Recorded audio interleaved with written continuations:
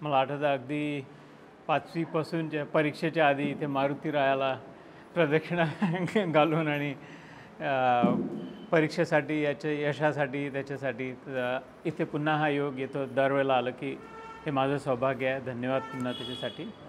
आजचा विषय प्रस्थानत्रयी निवडला गेला. अशा 8-10 मी पर्याय दिले होते, कुठला भगवद्गीता, रामायण, गुरुचं महात्म्य, असं निरनिराळे. आणि त्यात एक हाही होतं की प्रस्थानत्रयी नावाचा. तर म्हणाले की बा आज या विषयावर बोलू. तर त्याच्यावर थोडं. आणि खरं सांगू तर याच्या आधीचा जो संदर्भ होता तो अगदीच योग्य झाला. जसं आता अनाऊन्स केलं की 2 सदस्यांचं देहांत झालं, प्रस्थान झालं है ना. आणि किंवा त्याच्यानंतर आपण वाढदिवस जे कोणी 80-82, 69, 75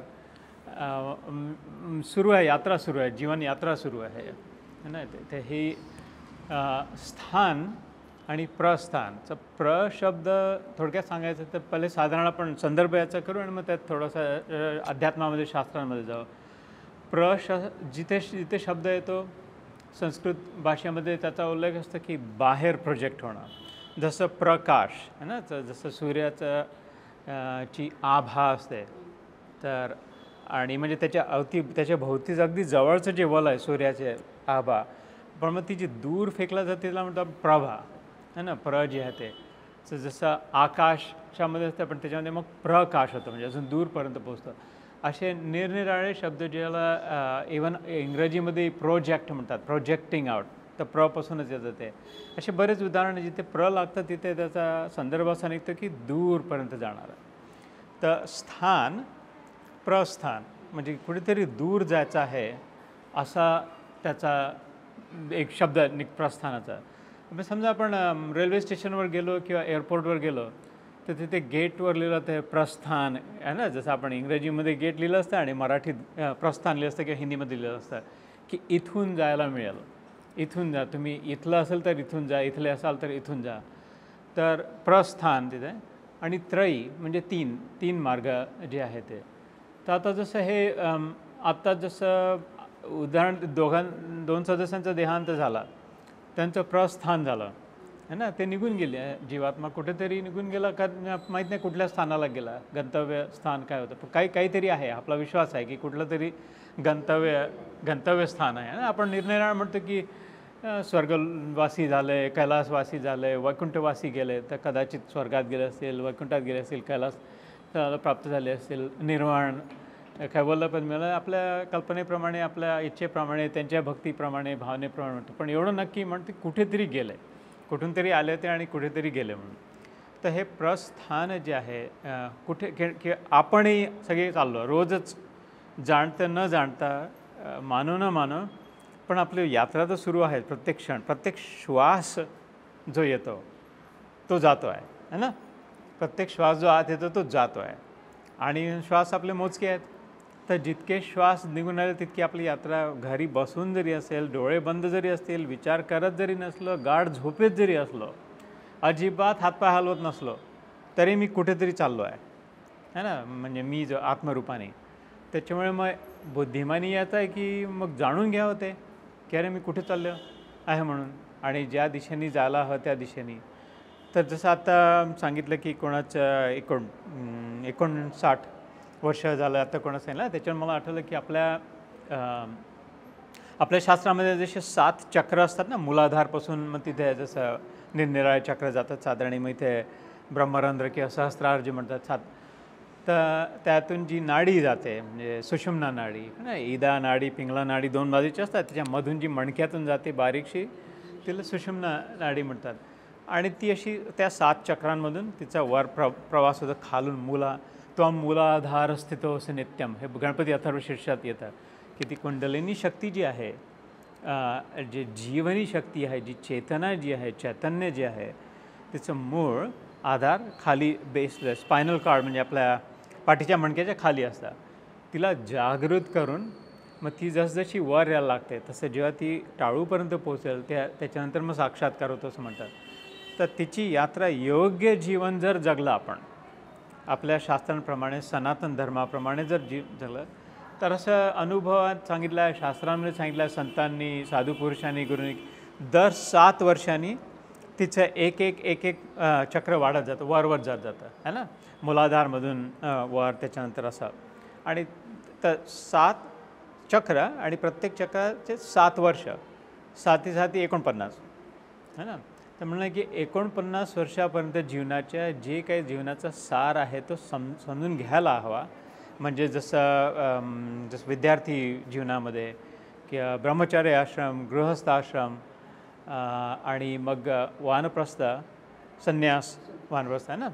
तर आणि मग 50व्या वर्षापासून आपल्या शास्त्रीय जीवनाप्रमाणे म्हटलं की 7ही चक्रांचा प्रवास झाला, सगळे अनुभव करून झाले, सगळं हेवे दावे सगळं कळून चुकलं, संसार कसं चालतो, कोण काय कसं आहे, विवेक जागृत झाला, वैराग्याची भावना आली, जे आपले होते त्यांनी सोडून दिलं, जे सगळे जे टक्के टोणपे खाते जीवनाचे अनुभव येतात, खरं खोटं काय ते लक्षात यायला लागतं, काय शाश्वत काय नश्वर, कशाला अर्थ आहे कशाला अर्थ नाही आहे, असं करत करत 50व्या वर्षी सोडण्याची तयारी असायला हवी.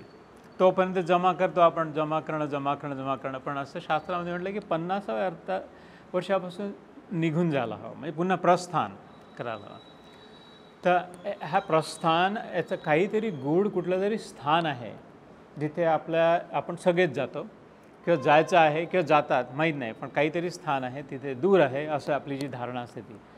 आणि 3 प्रकारचे मार्ग आहेत. जसं तर 3 का बरं, तर एक उदाहरण द्यायचं झालं तर सांगतो की आता आज मी सकाळीच अमेरिकेहून आलो, आज सकाळी नागपूरला पोहोचलं विमान माझा. तुम्ही इथं वॉशिंग्टन DC निघालो तर जनरली तिथून इथे यायला 3 मार्ग आहेत मला. म्हणजे एक तर मी वॉशिंग्टन DCहून दिल्लीला कधी यायचो आणि मग दिल्लीहून नागपूर खाली है ना, किंवा वॉशिंग्टन DCहून मुंबईला यायचो आणि मुंबईहून थोडं वर. पण आता सोय अशी चांगली सुरू झाली कतार एअरवेजची की एक कृपा अशी झाली की वॉशिंग्टन सरळ नागपूरला येतं विमान. तर मला ते कनेक्शन नाही करावं लागत की इथपर्यंत ऑलमोस्ट पोचला आहे पण अजून नागपूरला नाही पोचला आहे. हा महत्त्वाचा मुद्दा मी सांगतो मला पुढे या संदर्भात येईल. भारतात तर येऊन पोचलो आहे, भारत भूमीवर तर आला आहे, पण मी माझ्या गावी नाही पोचलो, माझ्या घरी नाही पोचलो आहे ना, जोपर्यंत नागपुरात नाही पोचलो तोपर्यंत. तर मला तिथपर्यंत येऊन काहीतरी एक कनेक्शन घ्यावं लागेल जिथून मला छोटासा टप्पा, छोटीशी उडी मारून पुन्हा इथे यावं लागेल. दिल्लीला जरी आलो की आता म्हणजे मुंबईला यायचो तसंही तरी मी घरी नाही पोचलो, छोटासा टप्पा मारून. पण आता कसं झालं की डायरेक्ट येतो मी, इथे आलं की लगेच घरी पोचलो 15 मिनटामध्ये असं. तर हे 3 मार्ग झाले इथे येण्याचे. जसे मला की आपण समजा मुंबईला जातो तर तिथे लोकल सगळ्यांना माहीत फेमस आहे, तर तिथे म्हणतात अरे वेस्टर्न लाईन आहे, ईस्टर्न लाईन आहे आणि सेंट्रल लाईन आहे ना. तर समजा कोणी म्हटलं की मला दादरला जायचं आहे तर म्हणतात की तू या सेंट्रल लाईनवर जा आणि मग ते डायरेक्ट जाते म्हणतात, इथून बसशील तर. पण मी बोरीवलीला आहे तर म्हणतात मग तू वेस्टर्न लाईन इथपर्यंत जा आणि मग तिथून कनेक्ट होऊन जा, तिथून एक तुला मिळून जाईल जोडणारी, किंवा इकडून झाला तर इकडून जा. तर असं 3 प्रकारचे जनरली जीवनामध्ये मार्ग असतात ना. तसंच जसं शास्त्रामध्ये म्हटलं यथा पिंडे तथा ब्रह्मांडे, की जसं इथे आहे तसंच तिथे आहे है ना. आई आली हो, ठीक आहे. इथे जवळ थोडी ही बाजूला केली खुर्ची तरी साईडला. हां हां. तर जसं इथे 3 प्रकारचे मार्ग आहेत तसंच तिथेही जाण्यासाठी त्या स्थानी पण जाण्यासाठी 3 प्रकारचे मार्ग आहे. म्हणून 3 म्हटलं. प्रस्थान त्रयी. चीफ गेस्ट आले तर ते 3 कोणते हे आज समजून घेऊ आपण. जसं थोडासा इंट्रोडक्शनमध्ये उल्लेख केला होता ते. तर हा सनातन धर्माचं गंतव्यस्थान जे आहे आपलं, सनातन धर्म, सनातन शब्दात आता जे ओरिजिनल आहे पहिलेपासून जे आहे मूळ स्वभाव, जो आपलं जे ॲक्च्युअल डिझाईन जे आहे, जे ओरिजिनल देवानी जसं बनवलं आहे तसं सनातन धर्म. म्हणजे आता जसं हिंदू धर्म आपण स्वीकारला आहे की हिंदू धर्मात जन्म झाला आपला, मला काही चॉईस नव्हता है ना. हिंदूच्या पोटी आलो तर हिंदू धर्म मिळाला. की मुसलमानाचं की काही लोक चॉईसनी कन्वर्ट होतात की नाही आम्हाला हिंदू नाही आवडलं, मुसलमान नाही ख्रिश्चन. तसं पण हे हिंदू असो, मुसलमान असो, ख्रिश्चन असो, जो पण हे सगळे मानव आहेत, मनुष्य आहेत, त्या सगळ्यांचं एक कॉमन धर्म आहे, त्याचं नाव सनातन धर्म है ना. जो ओरिजिनल देवानी बनवलेला जो मूळ स्वभाव आहे आपला, की वरवरचे धर्म म्हणजे नियम कोणते, अल्लाह म्हणा, कृष्ण म्हणा, जीजस म्हणा, मोझेस म्हणा, जे कुठलं, किंवा तुम्ही वर पाहून पूजा करा ना, खाली पाहून करा, उलटं टंगून करा ना, झोपून करा, ते नियम वेगळे वेगळे असू शकतात. पण शेवटी जसं दिवा असो, मेणबत्ती असो, गॅस असो, शेगडी असो, पेटवले की ज्योत वरच जाणार आहे ना, निरनिराळ्या जरी असले तरी. गडव्यानी पाणी टाकू, लोट्यानी टाकू, नदीतून वाहू, कुठून पाणी खालीच जाणार. जसं आता दगड मोठा फेकू, छोटा फेकू, पण तो फेकलेला वर खालीच येणार. तर हे बाकी निरनिराळे वरवरचे किती असो, पण जो मूळ धर्म आहे ना, पृथ्वी तत्वाचा मूळ धर्म एका जागी बसून राहणं आहे ना, जलतत्वाचा मूळ धर्म खालच्या ठिकाणी वाहत जाणं, अग्नितत्वाचा मूळ धर्म वर प्रकाशाकडे जाणं, जे आपलं सोर्स आहे.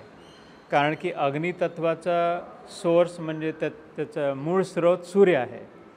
सूर्य वर असल्यामुळे ते वर जातात. जलतत्वाचा मूळ स्रोत समुद्र आहे, सागर. तर ते समुद्र शोधत शोधत शोधत शोधत कुठे हिमालयातून निघालेली अलकनंदा पोचून जाते तिथपर्यंत आहे ना. आणि जे जड वस्तू असते, सॉलिड ज्याला म्हणतो आपण, जड पदार्थाचा सोर्स आहे, पृथ्वी तत्व आहे. म्हणून ते वर फेकले तर पृथ्वीकडेच येते बरोबर, आणि ती पृथ्वीकडे आल्यावर तिथेच पडून राहते, जळून राहते. तसंच जीवात्म्याचाही एक मूळ स्रोत आहे, आणि तो किती 84 लाख जन्म जरी झाले तरी सतत प्रयत्न, त्याचं तडफड हीच असते की त्या आपल्या मूळ स्रोताकडे, सोर्सकडे जावं म्हणून. तर आता जे आपण म्हटलं की हे 2 जीवात्मे, हे त्यांचं देहांत झाला, कुठेतरी गेले, प्रस्थान झालं, की आपण जो प्रत्येक श्वासातून जातो आहे, आपल्या मनात जी तडफड आहे ती तीच आहे की मी कुठून आली आहे, मी कुठून आलो आहे. जे शंकराचार्यांनी अद्वैत वेदांतामध्ये जीव ब्रह्म एकात्म म्हटलं होतं, की जो जीव ब्रह्म म्हणजे जसं समुद्रावर उठलेल्या प्रत्येक लाट जी आहे ती समुद्रातच आहे, समुद्राचीच आहे, समुद्रानेच बनलेली आहे, तिच्यात समुद्र आहे, समुद्रात ती आहे. सगळ्या लाटांमध्ये 10,000 लाटांमध्ये एकच समुद्र आहे, आणि त्या एका समुद्रात सगळ्या 10,000 लाटी. तसं सगळे जीवात्मे जे आहे, पण ती लाट सतत शोधून राहिली की माझा स्रोत कुठे आहे, समुद्र कुठे आहे, समुद्र कुठे आहे, समुद्र कुठे आहे म्हणून. इकडून तिकडे वाहते, तिकडून तिकडे वाहते, त्या किनाऱ्यापर्यंत, तिकडून तिकडे या किनाऱ्यापर्यंत, असं जन्मोजन्मी सुरू आहे. पुन्हा बनते, तुटते, बिघडते, म्हणजे समुद्रापाशी पोचायचा. आणि ओळखच नाही पटली की अरे मीच, माझ्याच रूपाने समुद्र प्रगट झाला आहे, आपल्या सगळ्यांच्या रूपाने. तसं जे आपलं जीवन आहे की मला ईश्वराचा अनुभव हवा आहे, मी पूर्ण सर्व व्यापक सच्चिदानंद स्वरूपाचा अनुभव करण्याचा प्रयत्न करते आहे. कुठे आहे, काहीतरी मिळेल, किंवा काही जण लोकांची कुठल्या सत्तेने मिळेल, मोठ्या घराने मिळेल, नाव कमावल्याने मिळेल, इथे गेल्याने मिळेल, दानधर्माने मिळेल कुठे. पण वास्तविक असं आहे की जिथे आहे तिथेच प्राप्त होऊ शकतं. तर त्या स्थानाला प्राप्त होण्यासाठी आजचा विषय जो आहे प्रस्थान त्रयी. तर जसं ते मुंबईच्या लोकलला 3 होते, किंवा इथे नागपूरला येण्यासाठी 3 मार्ग होते, तसं त्या ठिकाणी पोहोचण्यासाठी आपल्या सनातन धर्मामध्ये, तर सनातन धर्माचं मूळ आहे, सनातन धर्माचा प्रमुख सिद्धांत आहे, सनातन धर्माचा एकच मुख्य सिद्धांत आहे ज्याच्या भरोशावर पूर्ण धर्म आहे, ते जीव ब्रह्म एक आहे. की म्हणजे जी लाट आहे तीच तो सागर आहे, जो सागर आहे तीच लाट आहे. किंवा जे सोन्याचे दागिने बनवले, ते दागिना बनवायच्या आधी सोनं होतं, दागिन्यानंतर म्हणतात अरे हे तुटलं, याचं अंगठी बनवून द्या, दुसरं काही बनवून द्या, तेव्हाही सोनं होतं. आणि जर आधी सोनं होतं आणि नंतरही सोनं आहे, तर मग मधलं प्रत्येक क्षणी ते सोनं होतं आहेच, असा सिद्धांत आहे. तसंच जर मी ईश्वरापासून आलो आहे आणि जाणारे ईश्वरामध्ये जर आहे, तर मग आताही मी ईश्वरामध्येच आहे ना, असा हा जो सिद्धांत आहे अगदी ठाम सिद्ध झालेला. आणि प्रकर्षाने सगळ्यात प्रमुख जे माधवाचार्य, रामानुजाचार्य, गोविंदाचार्य, आणि मुख्य म्हणजे आदिशंकराचार्य, आणि 5वे म्हणजे बंगालचे गौडपाद, जे गौरांग, चैतन्य गौरांग, म्हणजे हरेकृष्णवाले, हरेराम हरेकृष्णवाले जे असतात ना, त्या 5ही लोकांनी आपल्या निरनिराळ्या प्रकारे त्यांचे वेगवेगळे सिद्धांत आहेत, पण त्यांचा सगळ्यांचा निष्कर्ष मात्र तोच आहे. तर हा सनातन धर्माचं जे मूळ आहे, युनिटी ऑफ लाईफ, ज्याला इंग्लिशमध्ये म्हणतो, की निरनिराळे दिसत आहोत आपण, पण वास्तविक एकच आहे. इथे गळ्यातलं दिसतं आहे, इथे कानातलं दिसतं आहे, इथे नाकातलं दिसतं आहे, इथे हातातलं दिसतं आहे बांगडी, इथे कमरपट्टा दिसतो आहे, पण सोनं ते सोनं आहे. त्या सगळ्यांमध्ये तेच सोनं आहे. तेच बिस्किट आणलं तर त्याचेच बनवलेलं आहे, जसे सोन्याचे कसं. नाही, कोणी स्त्री दिसते, कोणी पुरुष दिसते, कोणी वृद्ध, कोणी आबाल, जे सगळं. पण जीवात्मा जो आहे त्याच्यामध्ये एवढंच नाही, पण मनुष्य असो, हे सगळे भगवद्गीतेमध्ये येतं सगळ्या शास्त्रामध्ये. पण जो परमात्मा जो आहे तो प्रत्येक जर जिवंत जर आहे, चैतन्य जर आहे, त्याच्यामध्ये समज जर आहे, विचार करण्याची शक्ती जर आहे, चॉईस जर करून आला आहे की कुत्र्याला अशी काळी दाखवली तर पळतो किंवा भोगतो, मग त्याला काहीतरी कळलं है ना, ते तर म्हणजे त्याच्यामध्ये ती चेतना आहे, तर त्याच्यामध्ये तेच चैतन्य आहे, निरनिराळ्या प्रकारे इव्हॉल्व झालं, तर हे एक आहे, ईश्वराचं प्रागट्य आहे. हा प्रमुख सिद्धांत आहे सनातन धर्माचा.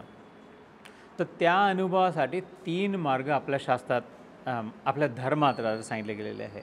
ते 3 म्हणून त्रयी, प्रस्थान त्रयी ना. तर त्याच्यामध्ये पहिला येतो जसं, आणि त्यांचे आपले आपले ग्रंथ आहे, आपले आपले संत आहेत, आपले आपले गुरु आहे, आपले आपले मार्ग आहेत, त्या तिन्हीचे. आणि तिन्हीचे नियम वेगळे किंवा पद्धत वेगळी तिन्हीची. आणि त्याच्यामधलं पहिलं जे येतं ते न्याय मीमांसा म्हणतात त्याला.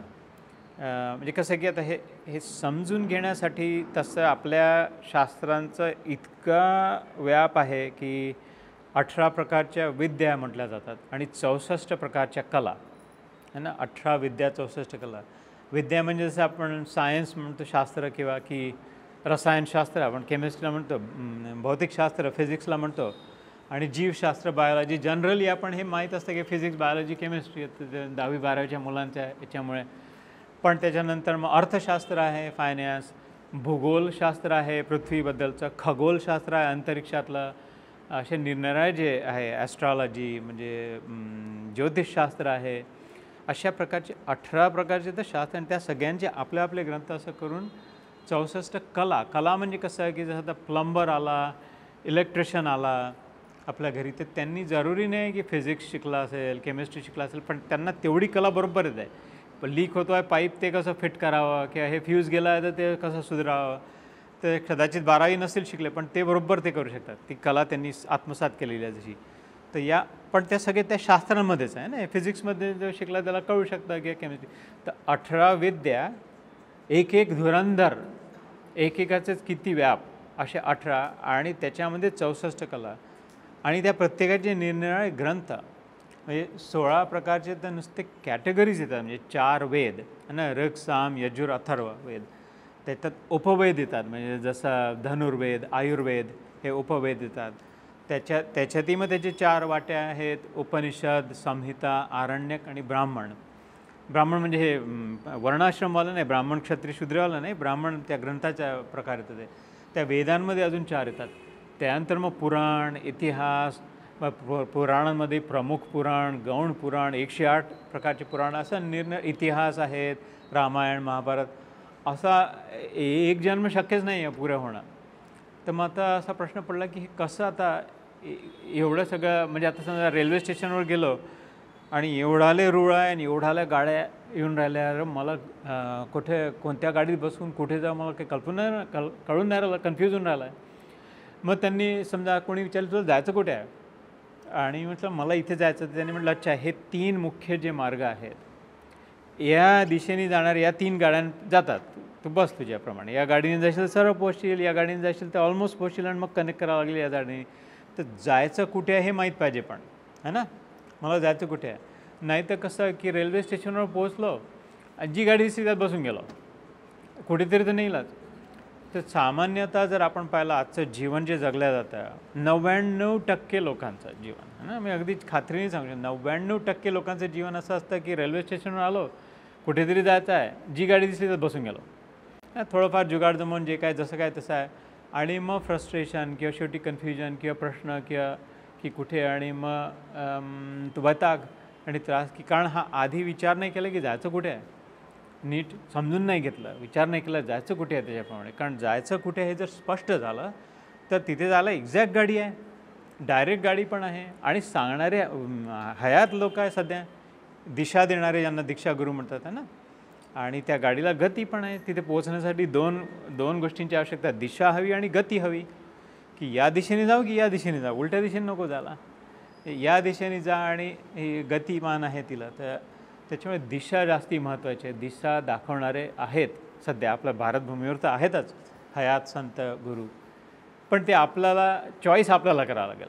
कोणी जबरदस्ती धक्का देऊन नाही बसू शकत. त्यासाठी आपल्याला थोडा विचार करावा लागेल. तर ज्यांनी विचार केला आणि ज्यांना लक्षात आलं की मला कुठेतरी हे असं हे नुसतं इथेच नाही राहायचं आहे, इथल्या इथेच नाही, मला काहीतरी दुसरं कुठलं तरी माझं ठिकाण आहे, तिथे जायचं आहे, त्यांना सांगितलं गेलं की अच्छा 3 प्रकारे तू जाऊ शकतो तिथे, है ना.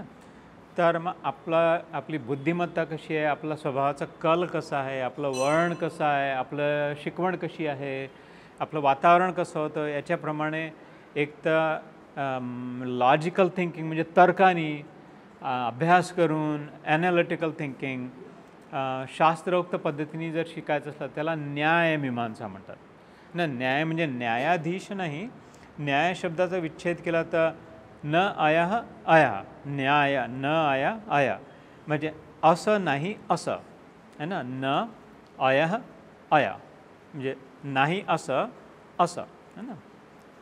तर म्हणजे असं नाही असं सांगणारे, म्हणजे आता न्यायाधीश जे असतात ते शेवटी असाच विचार करतात की हा असं म्हणतो आहे आणि हा असं म्हणतो आहे, दोन बाजूच्या, तर मग शेवटी ते निर्णय देतात की असं नाही असं है ना. मग त्याला आपण तो न्याय झाला. तर न्यायमीमांसामध्ये असं असतं की हे संसार हा खरा आहे की हे खोटा आहे, की यांनी सुख मिळते की आनंद मिळतो, की असं राहायला हवं की तसं राहायला हवं. तर न अयः अय न्यायमीमांसा म्हणजे विचारप्रधान आहे.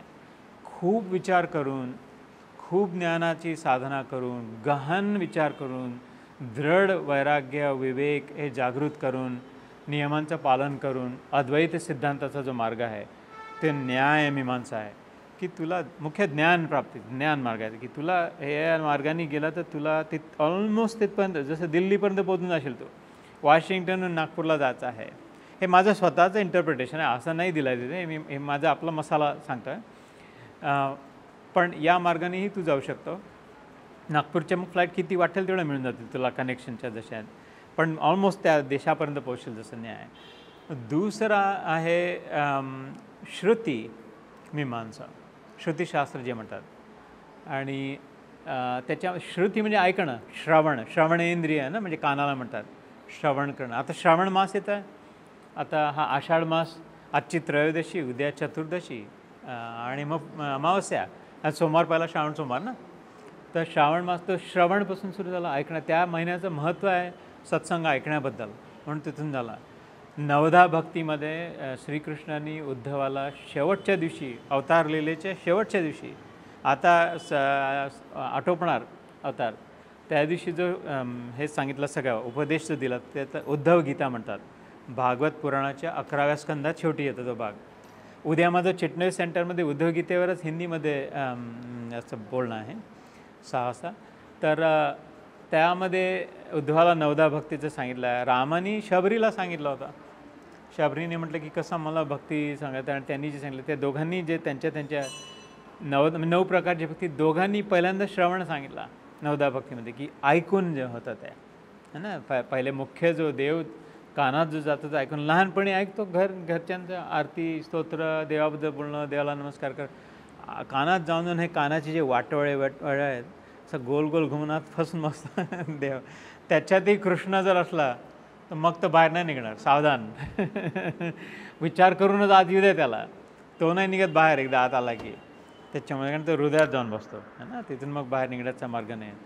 आणि त्याचं नावही वेडं वाकडा आहे, त्याची मुद्राही त्रिभंगी मुद्रा आहे, सगळं त्याच्यामुळे तो ऋतूनच बसतो हृदयामध्ये. तर श्रावणाचं महत्त्व आहे, श्रावण मासाचं ते विशेष महत्त्व आहे. तर त्या शब्दापासून जो धातूपासून येतं ते श्रुती. तर हे श्रुतीशास्त्रीय, श्रुती म्हणजे ऐकून. न्यायमीमांसामध्ये काय होतं की विचार करून मला कोणीतरी काहीतरी समजून सांगितलं, आता मी स्वतः त्याच्यावर खूप विचार करतो, मी आपला तर्क लावतो, मी तासनतास भरून असं असेल का, तसं असेल का, नाही असं असेल. काही प्रश्न असले तर पुन्हा गुरूंना जाऊन विचारतो, संतांकडून त्याचं किंवा ग्रंथ वाचून त्याचं समाधान करून घेतो. पण स्वतःच्या बुद्धीने तल्लखतेने खूप डिटेलमध्ये विचार करून, ध्यान करून.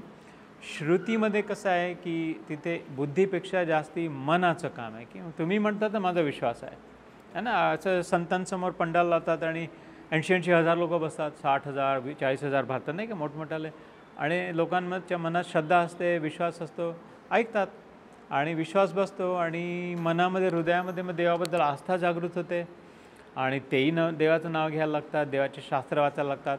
हळूहळू त्यांची वाटचाल सुरू होते आणि जशी आपले पावलं टाकले तसं तसं आपोआप गती यायला लागते त्या दिशेने. आणि दिशा तर ऑलरेडी त्यांनी सांगितलेलीच असते. तर ऐकूनही होतं.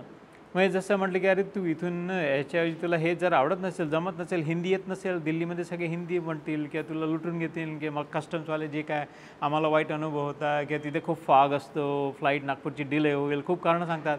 तर तू असं कर की तू मुंबईहून जा.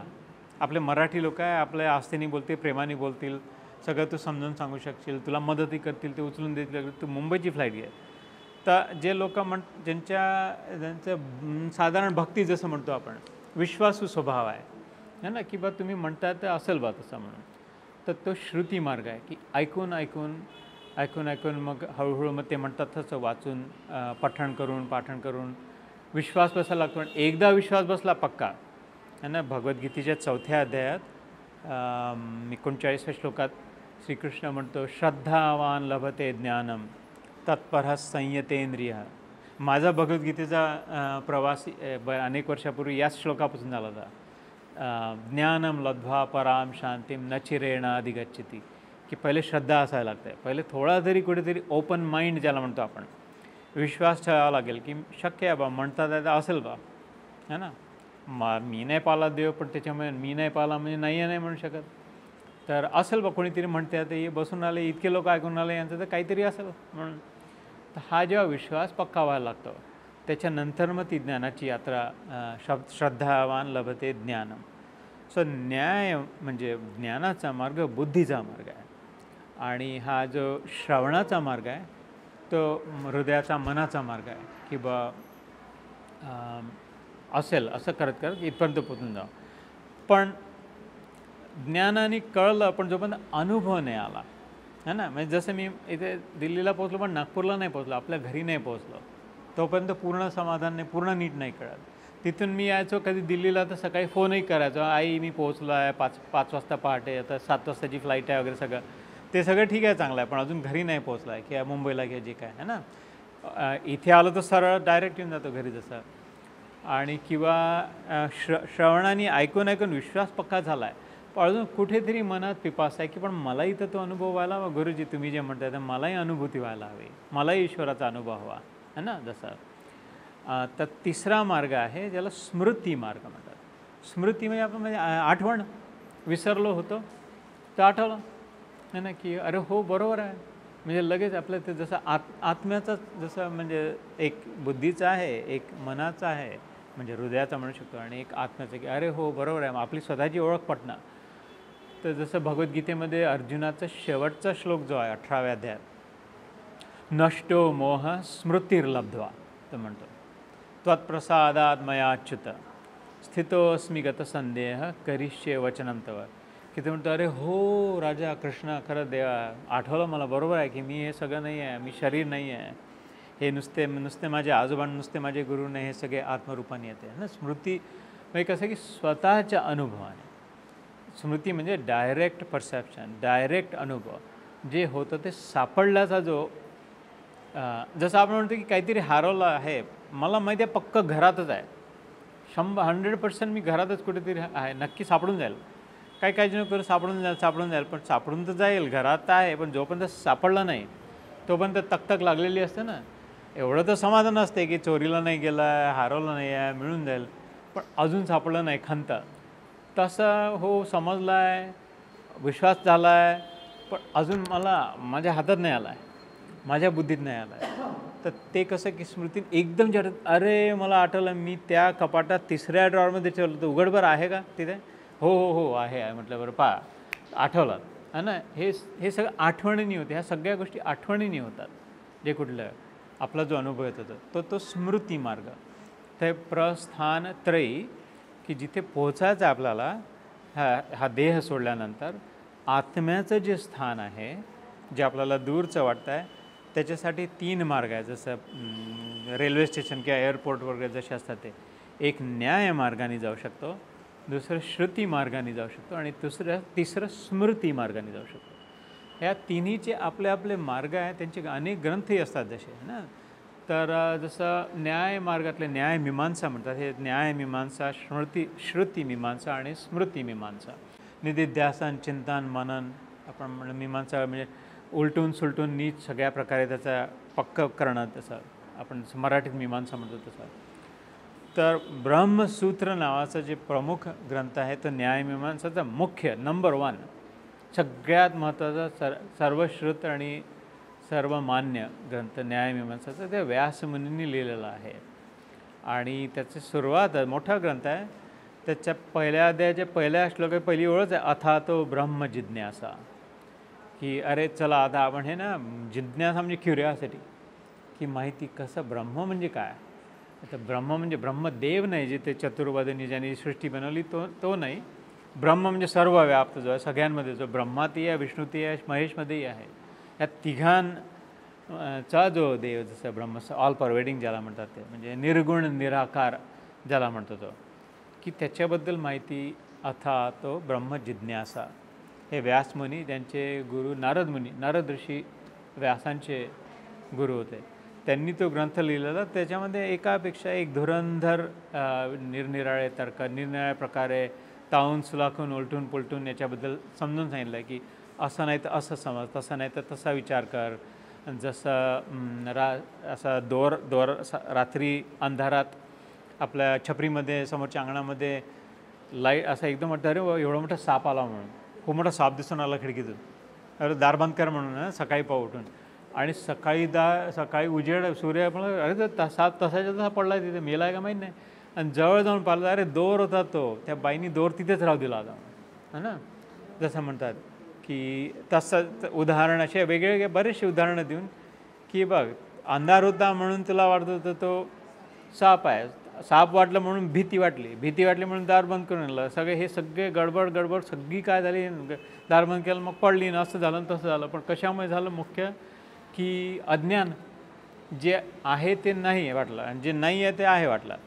दोर आहे तर दोर नाही वाटला, साप नाही आहे पण साप वाटला, ज्याला माया म्हटलं आहे ना. ते पण मायेमध्ये आपण त्याचा एका शब्दात परिभाषा एका वाक्यात केली की जे आहे ते नाही आणि जे नाही ते आहे.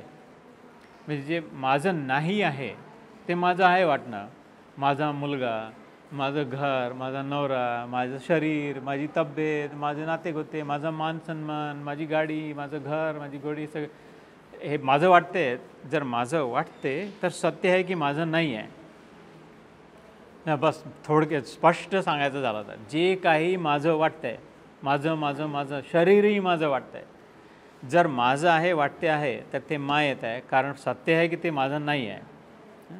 आणि जे माझं नाही आहे म्हणजे कल्पनाच नाही, देव आहे पण कुठेतरी दुसरीकडे आहे, देवळात आहे, तीर्थात आहे, त्या संतांचा आहे, गुरूंचा आहे, पण तो ॲक्च्युअल सत्य आहे की तो तुझा आहे, प्रत्यक्ष इथे आत छातीत हृदयात येऊन बसलेला आहे, इतका तुझा आहे तो एकच ना. जसं ते एक उदाहरण द्यायचं म्हणजे जसं ते अशा निरनिराळ्या प्रकारे आणि खूप सुंदर, एकापेक्षा उत्तुंग, एकापेक्षा एक जोरदार महत् एकदम प्रकारे सांगितलेलं आहे. तशाच प्रकारचे न्यायमीमांसात जे अनेक इतर ग्रंथ येतात, त्याच्यामध्ये योग वशिष्ठ महारामायण नाव ऐकलं असेल है ना. 16-17 वर्षाचे श्रीराम आणि त्यांचे तिघं भाऊ वशिष्ठ मुनींसमोर बसून, रामायण नाही बरं, योग वशिष्ठ महारामायण. त्या रामायणाचं एकही गोष्ट नाही त्याच्यामध्ये असं, त्या रामायण कथेचा काहीच संबंध नाही त्याचा. योग वशिष्ठ म्हणून त्याला महारामायण म्हटलं आहे. रामायण घडायच्या आधी जे झालं ते रामायण होतं. त्याच्यामध्ये फक्त गुरु शिष्य संवाद आहे बस. म्हणजे हे अजून ते विश्वामित्र आलेही नव्हते, ते ताडकावध वगैरे हे सगळ्याच्या आधीची गोष्ट आहे योग. त्याच्यामध्ये नुसतं ज्ञानाचा संवाद आहे, आत्म्याचं निरूपण आहे. निरनिराळे प्रश्न विचारतात श्रीराम आपल्या गुरूंना सगळ्या लोकांच्या याच्यासाठी, आणि ते उत्तरं देत जातात. त्याच्यामध्ये खूप सुंदर, एकापेक्षा हजारो पानं आहे त्याच्यामध्ये. एवढाले 2 ग्रंथांचं योग वशिष्ठ महारामायण समजून सांगितलेलं आहे विस्तारपूर्वक. किंवा छोटा ग्रंथ वाचायचा असेल एकदम, तर जसं म्हणतो की बा एक तर तुम्ही मोठे एवढी बाटली भरून टॉनिक घ्या ना, तर मग हे छोटंसं एक इंजेक्शन घे, त्याच्यामध्ये 2 बाटल्या टॉनिक एवढं एक शॉट मिळेल तुम्हाला एकदम ना. तसं एवढं मोठं नसेल घ्यायचं तर मग अष्टावक्र संहिता नावाचं ऐकलं असेल, अष्टावक्र गीता ना. जनक राजाचे गुरु होते, म्हणजे रामाचे गुरु वशिष्ठ होते, पण रामाचे सासरे जे जनक राजा, सीताचे वडील, त्यांचे गुरु अष्टावक्र होते. ते जनक राजा 60 वर्षांचे, अष्टावक्र 16 वर्षांचे, ते गुरु 16 वर्षांचे आणि शिष्य 60 वर्षांचे. त्यांनी त्यांना उपदेश केलेलं जे ज्ञानाचा जो मार्ग आहे, छोटासा आहे, एक 20च अध्यायांचा, तो साधारण भगवद्गीतेपेक्षाही लहान आहे, कमी श्लोक आहेत. हे असे जे आहे त्यामध्ये खूपच एकदम प्रखर ज्ञान ते न्याय मीमांसा मार्गांनी ज्यांना तल्लख बुद्धींनी विचारपूर्वक लवकर असं प्रगती करायची आहे, त्यांनी त्या मार्गाने जावं, ते ग्रंथ वाचावे. श्रुती मार्ग जो सगळ्यात कॉमन आहे, जवळपास 80% लोक जे साधारण ईश्वराच्या मार्गावर असतात, अध्यात्माचे, ते श्रुती मार्गातले असतात.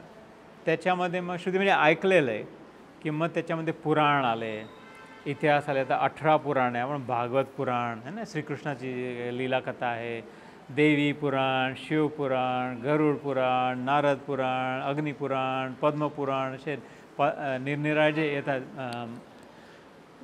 18 प्रकारचे. आणि त्याच्यामध्ये अक्षरशः हजारो श्लोक आहेत. आता हे भागवत पुराण छोट्या पुराणांमध्ये समजलं जातं. त्या छोट्या पुराणातच 18,000 श्लोक आहेत.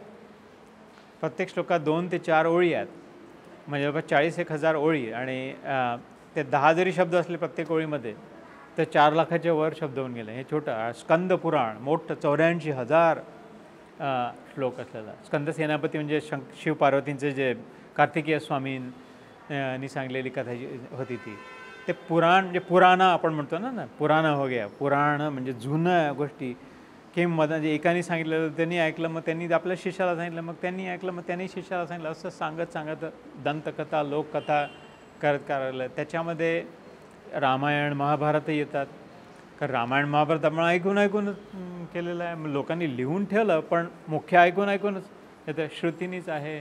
वेद, उपनिषद त्याच्यात आलेले सगळे, हे महाविस्तार, मोठ्यातला मोठा विस्तार शास्त्रांचा सगळ्यात श्रुतीमध्ये येतं. आणि आपण जास्तीत जास्त ऐकलेलं आहे, जे ऐकलं तसं करतो. नाही ऐक, त्यांनी असं सांगितलं असं कर, आमच्या आजीने असं सांगितलं असं, असे 5 नैवेद्य करायचे तसं करतो है ना. आमच्या घरी अशी पद्धत आहे, कसं सांगितलं, माझ्या लग्न करून आली 16 वर्षाची होती, सासूबाईंनी सांगितलं इतक्या भाज्या करायच्या, जे काय बस तसं ते ऐकून जे करतो आणि विश्वासाने करतो, श्रद्धेने करतो, त्यानंतर शांती होते, मनाला आनंद वाटतो, सगळं चांगलं वाटतं. पण ते त्याच्यामध्ये ते ऐकण्याचं जसं असतं तर 80% साधक लोक या श्रुती याच्यामध्ये येतात. आणि तिसरं जे आहे स्मृतीशास्त्र, त्याच्यामध्ये गीता नावाचे जे प्रकार येतात है ना. तर त्याच्यामध्ये शिरोमणी म्हणजे भगवद्गीता है ना, श्रीमद भगवद्गीता. त्याच्यामध्ये जसं काही अजून रामगीता आहे,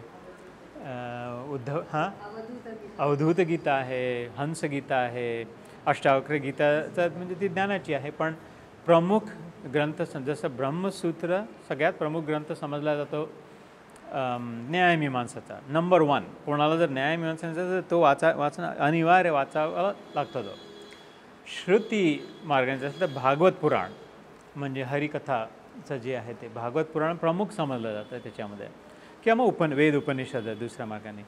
तसंच हे जे स्मृती म्हणजे आठवण, डायरेक्ट अनुभव जर हवा असेल, की मला आता ना दिल्लीहून नागपूरची फ्लाईट नको आहे आणि मुंबईहून नागपूरची फ्लाईट नको आहे, कारण की आता कतारनी डायरेक्ट नागपूरची फ्लाईट सुरू झालेली आहे, मला सरळ आपल्या घरी पोहोचायचं आहे बस ना, मला अजून नको कनेक्शन वगैरे नको, थांबायचं नाही. तर मग आणि हे मी माझ्या स्वतःच्या अनुभवाने सांगतो आहे, कारण की मी हे वाचलेले आहेत, शास्त्रांचे जे नावं घेतले ते वाचून बरेच वर्षापासून. पण खरी जी अनुभूती होते ती आणि इफिशियंटली होते, लवकरातल्या लवकर आणि इफेक्टिव्हली होते, खूप चोखपणे एकदम तत्परतेने जी होते, प्रामाणिकपणे होते आणि अगदी खात्रीने होते, खात्रीपूर्वक, ती भगवद्गीतेने होतेच बिलकुल. आणि ते मुख्य समजलं जातं. हे माझं म्हणणं नाही आहे, हे शंकराचार्य, गोविंदाचार्य, रामानुजाचार्य, माधवाचार्य आणि चैतन्य महाप्रभू हे 5 प्रमुख आचार्य समजले जातात आपल्या साधारण गेल्या 1000 वर्षातले है ना. तर यांच्यापैकी यांनी जे सांगितलेले हे 3000 वर्षापासूनचे जे हे ग्रंथांचा अभ्यास कमीत कमी 3000 वर्षापासूनचा अभ्यास सुरू आहे. हे जे नावं सांगितले यांच्या, त्या 3000 वर्षातल्या अभ्यासाच्या मागच्या साधारण 1000 वर्षातल्या संतांनी, गुरूंनी हे निष्कर्ष काढलेले जे आहे हे लिहून ठेवलेले आहे. त्यांचे शिष्य अजूनही तुम्ही 4 मठ जे आहेत शंकराचार्यांचे तिथेही जाऊन विचारलं कोणालाही, तर ह्या मुख्य जे आहेत आपले आधारस्तंभ सनातन धर्माचे त्यांनीच मान्य केलेले. आणि इवन त्यांच्यामध्ये जे म्हणजे स्पर्धा व्हायची किंवा एकमेकासोबत असं एक हे शास्त्रार्थ करायचे आहे ना शंकराचार्यांचे, यांच्यासोबत शास्त्रार्थ. तर ह्या 3वर प्रस्थानत्रयी येणं आवश्यक होतं. खरोखर मान्य तेव्हाच व्हायचा संत किंवा गुरु किंवा पंडित किंवा खरोखर शिकलेला ब्राह्मण किंवा जे काय काशीमध्ये मानायचे ते जे आहे प्रस्थानत्रयी हा शब्द हे फेमस आहे हा शब्द, की या तिन्हीवर जो भाष्य करू शकेल चांगल्या प्रकारे, ब्रह्मसूत्र आणि पुराण म्हणजे जसं मुख्य म्हणजे भागवत आणि भगवद्गीता हे अगदी. पण ॲक्च्युली पुराणापेक्षा त्या संतांच्या ह्याच्यात उपनिषद येतात. ब्रह्मसूत्र उपनिषद, कारण ते ऐकून उपनिषद सगळे, जसं छांदोग्य उपनिषदमध्ये श्वेतकेतूला त्याच्या वडिलांनी सांगितलं, त्याचं शेवटचा खूप जोरदार संवाद आहे. श्वेतकेतू नावाचा जो एक मुलगा, लहान मुलगा होता, त्याच्या वडिलांचं शेवट ते निरनिराळ्या गुरूंकडून खूप, या गुरुकडून हे, त्या गुरुकडून हे, त्या गुरुकडून हे खूप शिकून आला होता. आणि मग आपल्या वडिलांचं, राजा होता त्याचा वडिलांचं म्हणाला की मी सगळं शिकून आलो, काशीहून आलो, हे ते म्हणाले का रे तुला हे सांगितलं की नाही तुझे, की तूच ब्रह्मा आहेस, कळलं ना तुला, अनुभव आला ना? ते म्हणे नाही बाबा हे तर नाही मला कोणी सांगितलं नाही, हा अनुभव नाही करून दिला. मग ते म्हणते मग तू का शिकून आला इतके वर्ष म्हणून. आणि मग त्याच्यानंतर खूप जोरदार संवाद आहे छांदोग्य उपनिषदात पितापुत्राचा. तसंच याच्यामध्ये कठोपनिषदामध्ये यमराज आणि नचिकेताचा संवाद आहे ना. 3 दिवस इथं बसे गेले ते संवाद रूपाने, म्हणजे ऐकून जे पुढे झालेलं. म्हणून उपनिषदांमध्ये असे निर्णय सगळ्यांमध्ये याज्ञवल्क्य ऋषींचे, निरनिराळ्या ऋषींचे, मुख्यतः हे जे पहिले 18 उपनिषदांमध्ये ते संवाद रूपानेच आहेत. तर अगेन भगवद्गीतेच्या 13व्या अध्यायामध्ये याचा उल्लेख येतो. ते भगवद्गीतेचा 13वा अध्याय क्षेत्रज्ञ विभाग योग, ह्या ज्ञान मार्गाचा मुख्य आहे ना. आणि तो आदि शंकराचार्यांनी त्यांचं मत होतं की ह्या भगवद्गीतेला सगळ्यात महत्त्वाचा, कारण त्यांचा मार्ग तो न्यायमीमांसेचा होता. आणि त्याच्यामध्ये सगळ्या ज्ञानाचं निरूपण आहे की क्षेत्र आणि क्षेत्रज्ञ म्हणजे हे शरीर क्षेत्र आहे नुसतं, आणि मी बघणार आहे, साक्षी आहे. मी अगदी लहान होतो, खेळायचो, गिल्लीदंडा खेळायचो, टिकर बिल्ला खेळायची, तेव्हाची मला आठवते ती मी होती. मग नंतर मग बघायला आले, मला चहा पोहे केले, सांडलं नसन तसं, तेव्हाही मीच होती. त्याच्यानंतर मग मुलं बाळं झाले, मग आमची बदली झाली, तेव्हाही मीच होती. आणि त्याच्यानंतर आता मोठं मग अमेरिकेला गेला, की जे काय आता नातू झाले, आता म्हातारी झाली, जे सगळं तेव्हा मीच होती. हे सगळं बदलत गेलं, पण मीच होती असं नाही वाटलं की ती बदलत गेली है ना. मीच होती जी मी तशीच्या तशी लहानपणची आत्ताच्यापर्यंत तसं आठवतं ना. तर ती बघणारी जी आहे, साक्षी जी आहे, द्रष्टा जी आहे, ती मी आहे. आम्ही हे बदलणाऱ्या सगळ्याला पाहते, संसाराला. झाड लावलं, बी पेरलं होतं आठवते, जमिनी खड्डे करून, मग हे आलं, मग बकरी आली, हाकाली, मोठं झालं, फळ लागलं, उमरं लागले, पडले त्याच्याभोवती, मग तर म्हशीला बांधलं तरी ते पडायला खाल्लं नाही, इतकं पक्कं झालं. त्याच्यानंतर मग तोडावं लागलं घर सगळं. पण जसं त्या झाडाला बघणारा मी होतो पेरल्यापासून, तसं हे संसार वृक्षाला बघणारं मी. हे असं खूप सुंदर धुरंधर प्रकारे त्या 13व्या अध्यायामध्ये भगवद्गीतेच्या त्यात श्रीकृष्ण स्वतः म्हणतं, ब्रह्मसूत्र पदश्चैव छंदांची भिर्विधीयते, की अर्जुना मी तुला आता हे जे सांगतो आहे हे ब्रह्मसूत्र नावाच्या अशा प्रकारच्या ग्रंथामध्ये खूप चांगल्या प्रकारे सांगितलेलं आहे. कारण भगवद्गीतेत संक्षिप्त पटपट सांगितलं त्यांनी, कारण युद्धाचे शंख वाजून गेले होते. 7:45 वाजले, 8ला युद्ध सुरू होणार होतं. 7:45 वाजता अर्जुन महाराज बसून गेले राहतात, न योधसे गोविंदम मिरवणी कुछ नाही करणार म्हणून.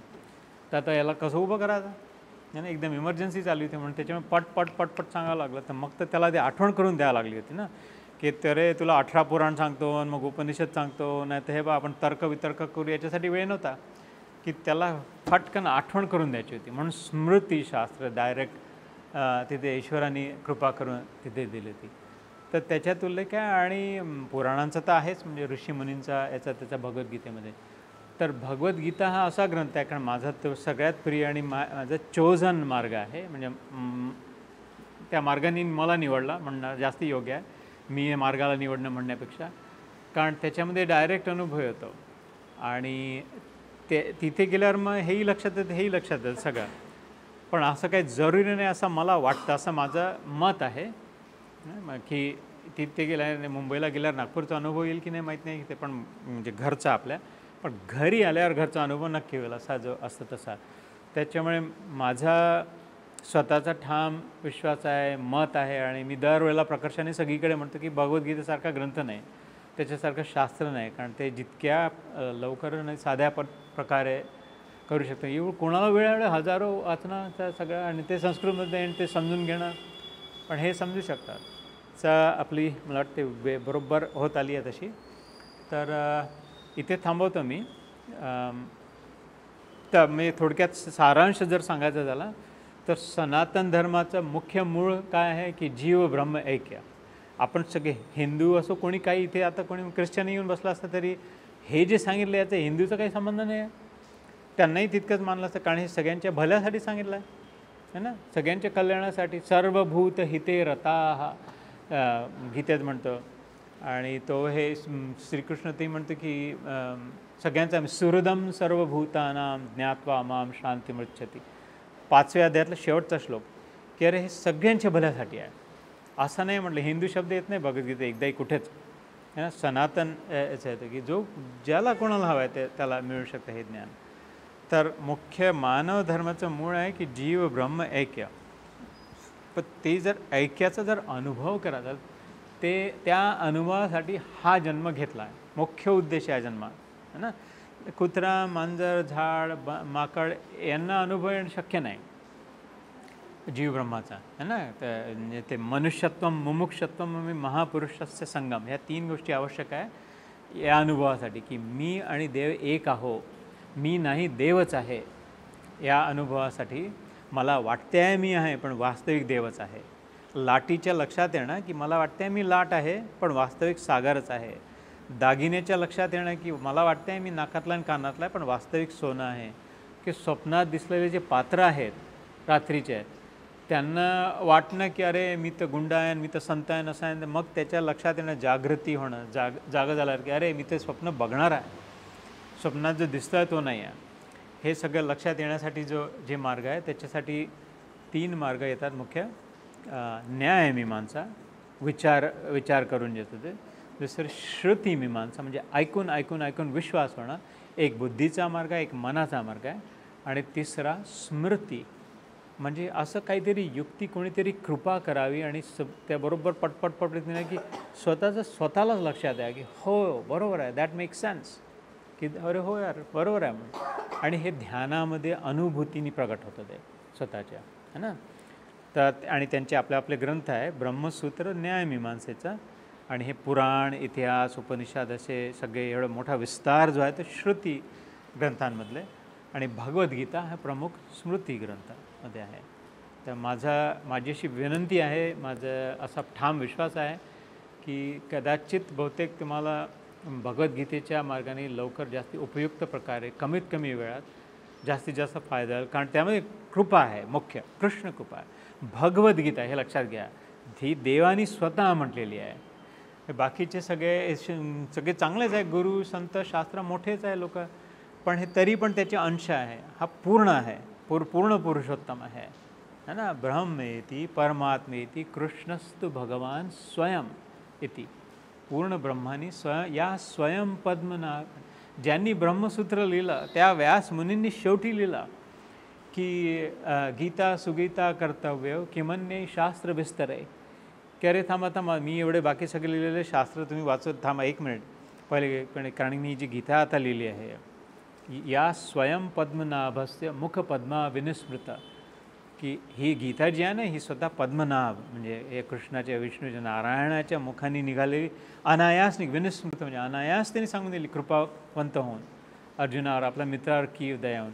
पहिले ते शिकले की नाही, पहिले ते वाचलं की नाही, हे व्यास मुनी ज्यांनी हे बाकीचे सगळं लिहिलं आहे ते म्हणणारे की पहिले आणि माझा स्वतःचाही अनुभव तोच आहे. आणि माझी तुमच्या जवळ विनंती आहे आणि धन्यवाद, तुम्ही इतक्या आस्थेने, शांततेने सगळ्या चांगल्या प्रकारे ऐकला. हे आजचं प्रस्थान तर आहे. कदाचित मग आता हळूहळू आपण मी पुन्हा ऑक्टोबरमध्ये येईल तर मे बी आपण असं करू शकतो की एक मार्ग घ्यायचा तेव्हा, आणि मग ते सत्र फक्त मग न्याय मार्गावर, मग त्याच्यानंतर मी कदाचित पुन्हा फेब्रुवारी मार्चमध्ये येईल तर मग ते नुसतं श्रुती मार्गावर, आणि मग पुन्हा कधी आलो तर असं करू शकतो. म्हणजे मग पुढे वाटतं, आणि मग आपल्याप्रमाणे कोणाला वाटेल मी या मार्ग, कोणाला हे मार्ग, आपल्या मार्गाने जाऊ शकतात तसं है ना. धन्यवाद. जय Shri Krishna. If these videos are helpful, please share them with others.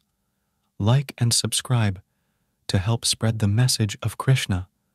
Jai Shri Krishna.